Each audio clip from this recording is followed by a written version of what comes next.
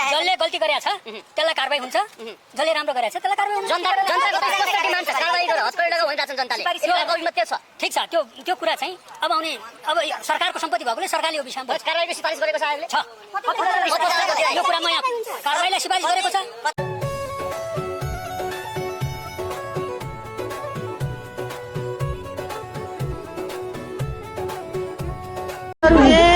प्रतिवेदन एकछिन बस्नु सरी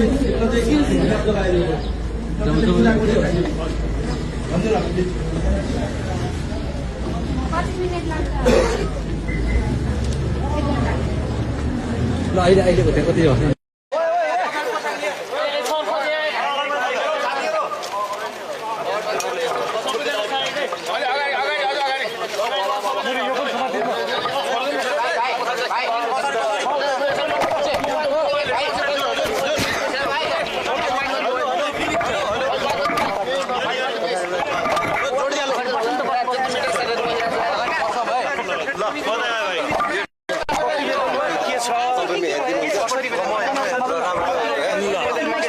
प्रतिवेदनमा हामीले 23 र 24 गते देखेका कुराहरू एउटा त्यसको फ्याक्ट फाइन्डिङ गर्ने प्रयास गरेका छौँ।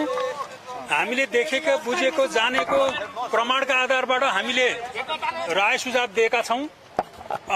अब यो सम्पत्ति सरकारको भयो, सरकारले यसलाई ओन गर्यो, सरकारले यसको आवश्यक कारबाही गर्नुपर्ने, पुरस्कृत गर्नुपर्ने, के गर्नुपर्ने अब सरकारले गर्छ। त जनताले त्यसले खोजिरहेका छन् नि, के भयो खासमा अनुमान के गर्ने जनताले जसले गल्ती गरेछ त्यसलाई कारबाही हुन्छ, जसले राम्रो गरेछ त्यसलाई कारबाही हुन्छ। जनताको त स्पष्ट डिमान्ड छ कारबाही गरेर हत्केला भइरहेछन् जनताले यसको अभिमत के छ ठीक छ त्यो कुरा चाहिँ अब आउने अब सरकारको सम्पत्ति भएकोले सरकारले यो विषयमा कारबाहीको सिफारिस गरेको छ आयोगले छ यो कुरामा यहाँ कारबाहीलाई सिफारिस गरेको छ। कति पृष्ठको प्रतिवेदन छ, प्रतिवेदनले मूलभूत रूपमा 23 गतेको घटनालाई कसरी हेरेको छ, 24 गतेको घटनालाई कसरी हेरेको छ? करिब 900 प्लस पेजहरू छन्, अनुसूचीहरू पनि छन् र त्यो करिब सबै गर्दाखेरि 8 देखि 10,000 को पेजहरू हुन्छ। सबै गर्दाखेरि अब यो सम्बन्धमा चाहिँ विहीन रूपले 23 गते र 24 गते घटनाहरूको विषयमा छ। आयोगमा पहिला 23 गते आएको छ कि 24 गते आएको छ? 23 गते पहिला 23 गते तत्कालीन गृहमन्त्री प्रधानमन्त्रीलाई फौजदारी अभियोग पनि लगाइएको छ भन्ने छ नि त के हो? जसले गल्ती गरेछ उसलाई अब अभियोग लगाएको छ, त्यसमा कुनै दुई मत छैन। सर एउटा सोधौँ है, जस्तै कि यो घटना घट्नुको ल्याप्सेस के भयो भन्ने कुराको इङ्गित छ सर। जस्तै कि व्यक्तिमा नजाउँ, के कुराको केही सेक्युरिटी ल्याप्सेस भएको छ निश्चय पनि। त्यो यो संसद भवन परिसरमा सुरुबाटै ब्यारिकेड देखिनकै केही कमी कमजोरीहरू देखिएको छ, त्यति हो। सर एउटा सोधौँ है, यो जो दोषी छन् भन्नुभयो नाम भन्नु परेन, तर उनीहरूलाई फौजदारी अभियोगमै कारबाहीको सिफारिस छ या प्रशासनिक?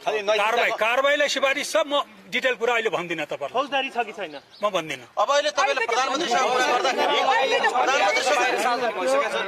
प्रधानमन्त्रीसँग कुरा हुँदा प्रधानमन्त्रीको मनस्थिति आफूले सार्वजनिक गर्ने भन्ने छ कि अर्को सरकारले आफै सार्वजनिक गरोस् भन्ने छ, के छ तपाईँले के बुझ्नुभयो? यो विषयमा प्रधानमन्त्रीज्यूले हामीलाई धन्यवाद दिनुभयो। यो सरकारको सम्पत्ति भयो, अब हामीले के गर्नुपर्ने गर्छौँ भन्नुभएको छ। सर एउटा अन्तिममा सोध्छु, हिजो मल्लिक आयोग थियो, रायमाझी आयोग थियो, तपाईँहरूको हालत पनि त्यस्तै हुने त होइन? हुँदैन, यो कुरा ढुक्क पर्छ। हामीले सोधपुछ चाहिँ करिब 200 प्लस मान्छेहरूलाई गर्यौँ। केही बयान कागजहरू गरायौँ, केही साक्षी पीडित लगायत जान्ने बुझ्ने विज्ञहरूसँग नि हामीले राय सुझाव लियौँ। एक्सटेन्सिभ हिसाबले यो विषयमा हामीले काम गर्यौँ। कतिजनालाई कारबाही सिफारिस गर्नु भएको छ? नम्बर त भनिदिनु न, यो नम्बर भन्न मिल्छ? कारबाही सिफारिस भएको छ। ल मेरो अन्तिम प्रश्न, जस्तै चुनाव